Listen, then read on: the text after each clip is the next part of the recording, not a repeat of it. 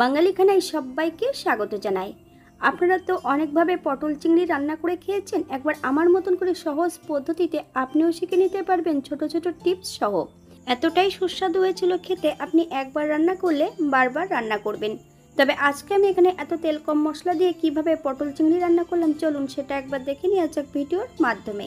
আশা করছি আজকের ভিডিওটি ভালো লাগবে। সকল বন্ধুদের কাছে অনুরোধ করছি সম্পূর্ণ ভিডিওটি দেখার।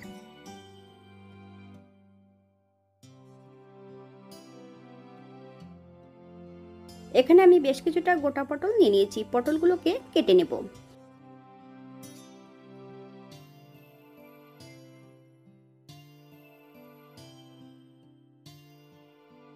সম্পূর্ণ পটলগুলো কেটে নিয়েছি। তবে পটলগুলোর গায়ে হালকা হালকা করে আমি এখানে কাট দিয়ে নিয়েছি। আপনারা আপনাদের পছন্দ মতন পটলগুলো কেটে নিতে পারেন।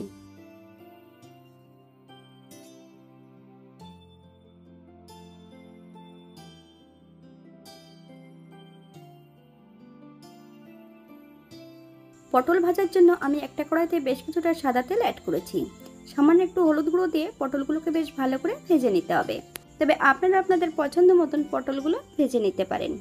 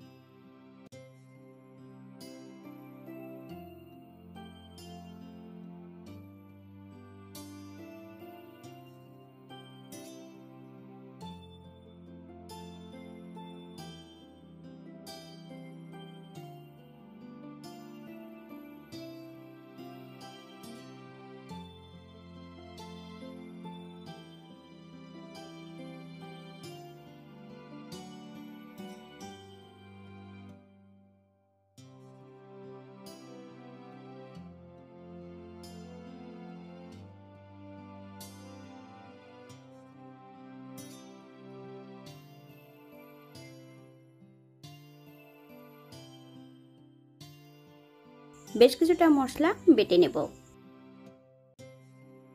পোস্ত 1 চামচ, সাদা সর্ষে 1 চামচ, হাফ চামচ সাদা জিরে, বেশ কিছুটা কাঁচা লঙ্কা, 5-6টা কাঠবাদাম বেশ মিহি করে বেটে নিতে হবে।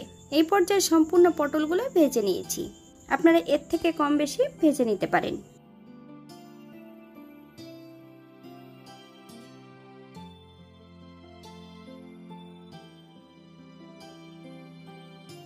বাটা মশলার মধ্যে বেশ কিছুটা হলুদ গুঁড়ো, 1 চামচ কাঁচা সর্ষের তেল অ্যাড করব।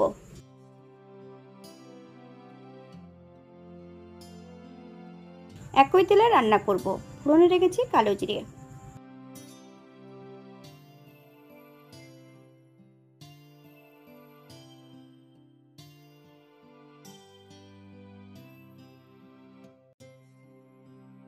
বেশ কিছুটা চিংড়ি মাছের গায়ে লবণ আর হলুদ গুঁড়ো লাগিয়ে নেব।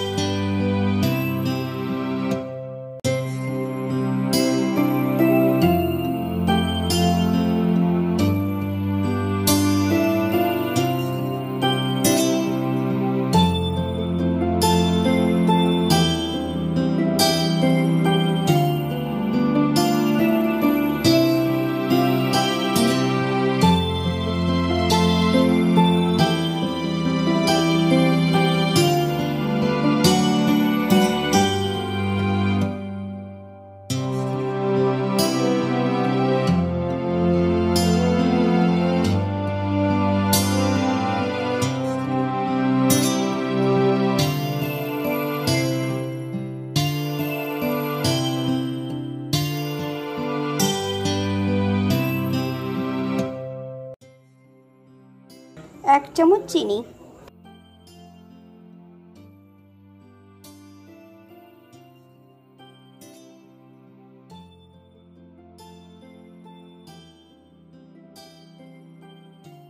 এক চামচ কাঁচা সর্ষের তেল, বেশ কয়েকটা কাঁচা লঙ্কা। আপনারা যদি পছন্দ করেন তাহলে পরিমাণে বাড়িয়ে দিতে পারেন।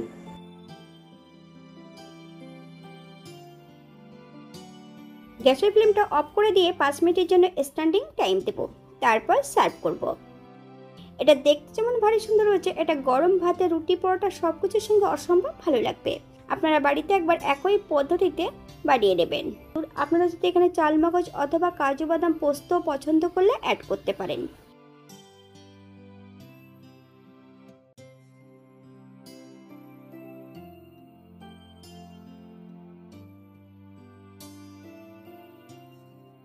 আজকের ভিডিওটি এই পর্যন্ত। সবাই সুস্থ থাকবেন, ভালো থাকবেন। অন্যদিন নতুন রেসিপি নিয়ে আপনাদের সামনে আবার আমি হাজির হব। নতুন ও পুরনো সকল বন্ধুদের অসংখ্য ধন্যবাদ ভিডিওটি দেখার জন্য। হাতে যদি সময় থাকে তাহলে একটা লাইক, কমেন্ট, শেয়ার করবেন।